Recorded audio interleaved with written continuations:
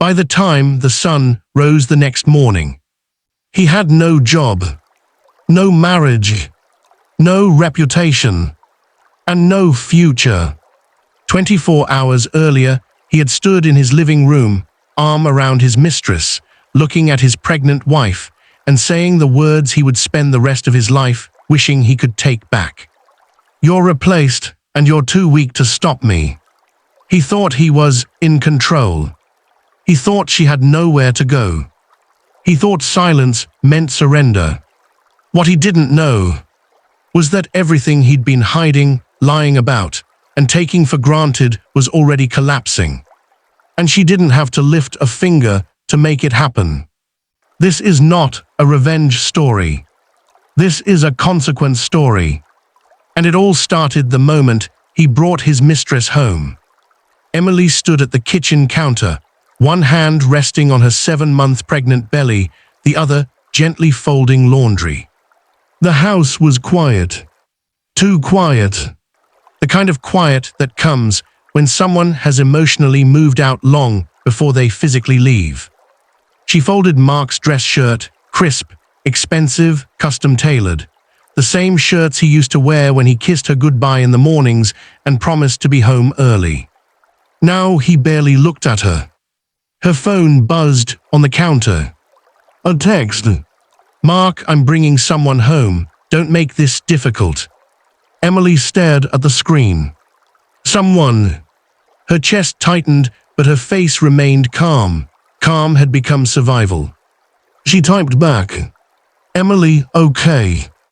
That single word would later be replayed in Mark's mind over and over. Because it wasn't weakness. It was the sound of a woman who had already stopped fighting for something that was dead. The front door opened 20 minutes later. Emily heard laughter first. A woman's laughter. Confident. Unapologetic. Unconcerned. Mark's voice followed, lighter than Emily had heard it in months. "Come on in," he said. "Make yourself comfortable." Emily slowly turned from the counter. And there they were. Mark standing tall in his tailored blazer, one hand casually resting on the lower back of a woman in a fitted red dress. The woman looked around the house like she was inspecting property she already owned. Her eyes landed on Emily's belly. Then her face. Then her bare feet. A smile curved her lips. "Oh," she said softly, "so you weren't exaggerating." Mark smirked. "This is Sarah." No introduction beyond that. No acknowledgement of Emily as his wife. Just a fact. Emily nodded politely. "Hi." Sarah tilted her head, studying her. "You're very calm," she said. Emily smiled faintly. "I don't have much energy these days." Mark laughed. "Pregnancy," he said dismissively, "makes her emotional." Sarah's eyes flicked back to Emily's stomach. "And slow," she added. Emily didn't respond. She just stepped aside. "Would you like some water?" Emily asked. Sarah waved her off. "No need, I won't be staying long." Mark squeezed Sarah's waist. "She's staying for dinner." Then he looked at Emily, his tone sharp. "Make something nice." That was the moment something inside Emily went quiet. Not broken. Quiet. Dinner was torture served warm. Emily moved around the kitchen, while Mark and Sarah sat at the table like a couple rehearsing a future that didn't include her. "So," Sarah said casually, swirling her wine, "Mark tells me you don't work." Emily placed the plates down carefully. "I used to," she said. Sarah raised an eyebrow. "Used to." Mark answered for her. She decided to focus on the house, her choice. Emily didn't correct him. Sarah smiled. "That must be comfortable. Not everyone gets to live off someone else." Emily met her eyes. "I contribute in different ways." Mark laughed. "By folding laundry and cooking dinner." Sarah laughed with him. Emily sat down slowly. Her back ached. Her feet were swollen. Her baby shifted inside her, restless. And the baby, Sarah asked, was that planned? The table went silent. Mark shrugged. It happened. Sarah sipped her wine. Risky, bringing a child into a situation that's already unstable. Emily's hands clenched under the table. Mark leaned back in his chair. Don't worry, he said, eyes locked on Emily. Things are changing. Then he said it. The sentence that ended everything. I'm moving on, and so should you. Sarah smiled. You see, she said gently, like she was offering advice, this doesn't have to be ugly. Emily stood up. I need some air. Mark rolled his eyes. Don't be dramatic. But Emily was already walking away. Emily stepped into the bedroom and closed the door quietly. She sat on the edge of the bed and placed both hands on her belly. I'm okay, she whispered. We're okay. Her phone buzzed again. A notification. Not from Mark. From a bank app. Transfer completed. Emily closed her eyes. 3 years. That's how long she had been quietly preparing. Not for revenge. For survival. Back in the dining room, Sarah laughed. She's taking this better than I expected. Mark smirked. She always does, that's her problem. What? Sarah asked. She never fights back. Mark stood and walked to the bedroom door. He opened it without knocking. Emily, he said coldly, we need to talk. Emily looked up at him calmly. You've already said enough. Mark crossed his arms. You're not leaving tonight, this is my house. Emily stood slowly. Our house. Mark laughed. For now. Sarah appeared behind him. She'll figure it out, Sarah said. She doesn't look like the type who causes trouble. Emily met Sarah's eyes. And for the first time, she smiled. Not weak. Not broken. Certain. At 11:47 p.m., while Mark slept beside his mistress for the first time in what used to be Emily's bed, his phone buzzed. An email. Subject line. Urgent internal audit findings. Mark frowned and opened it. By the time he finished reading, his face had gone pale. His company had frozen accounts. An investigation had begun. Compliance violations. Financial irregularities. Mark sat up. This can't be happening, he muttered. Sarah stirred. What's wrong? Mark didn't answer. Because in the next room, Emily lay awake, hand on her belly, staring at the ceiling. She didn't smile. She didn't cry. She just whispered. You chose today. Mark hadn't slept. The email from his company replayed in his mind like a siren that refused to shut off. Internal audit, accounts frozen, mandatory review. At 6:12 a.m., his phone rang. Unknown number. He answered with a sharp, irritated, hello. Mark Thompson, a calm male voice asked. Yes. This is Daniel Hayes from Corporate Compliance. I need you to come into the office immediately. Do not contact anyone else. Do you understand? Mark swallowed. Yes, I understand. The line went dead. Sarah stirred beside him. What was that? She asked groggily. Mark sat on the edge of the bed, rubbing his face. Work stuff. Sarah smiled lazily. Relax, you're overreacting. You worry too much. Mark didn't respond. For the first time, the confidence he built his life on felt thin, fragile. And somewhere in the house, Emily quietly packed a small bag. Emily didn't slam doors. She didn't cry. She didn't wake anyone. She wrote one note and placed it on the kitchen counter. "I've gone to stay somewhere safe. Please don't contact me unless it's through a lawyer." That was it. No accusations. No begging. No threats. Mark wouldn't see the note until hours later. By then, it wouldn't matter. Mark walked into the corporate building he'd helped grow for 10 years.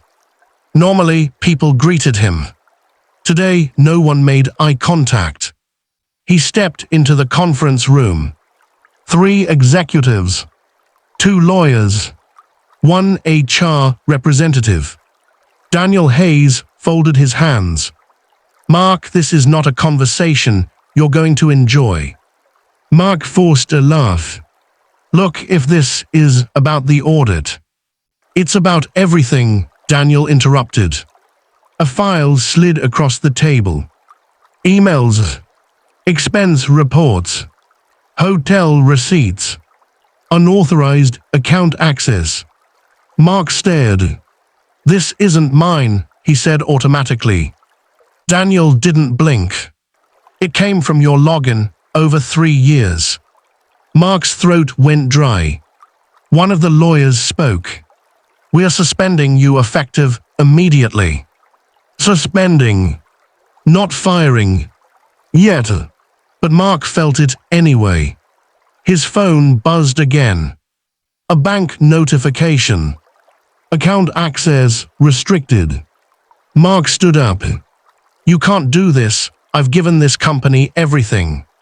Daniel's voice was calm, cold. "And while you were giving us everything, someone else was watching everything you took." Mark froze. "What do you mean?" Daniel closed the folder. "You'll hear from our legal team." Security appeared at the door. "Sir," one said politely, "we'll escort you out." That was the moment Mark understood something was very wrong. Sarah sat on the couch, scrolling through her phone, sipping coffee from Emily's mug. She froze when a message popped up. Group chat, Riverside Project. "Did you hear about Mark? Compliance just suspended him. They're saying it's bad." Sarah's fingers trembled. She called Mark. Straight to voicemail. She called again. Nothing. Her smile faded. By noon, her own phone rang. Her manager. "Sarah," he said carefully, "we need to talk." Her stomach dropped. Mark finally returned home. The house felt wrong. Empty. Quiet. He saw the note. He read it twice. Then again. "She wouldn't dare," he muttered. His phone buzzed. A message from his bank. Joint account closed. Mark's breath caught. What the hell? Another notification. Mortgage payment, account holder change requested. Mark slammed the phone onto the counter. That's impossible. But it was. Because Emily hadn't reacted emotionally. She had reacted legally. Mark stormed into his attorney's office. "This is illegal," he snapped. "My wife drained accounts." The lawyer adjusted his glasses.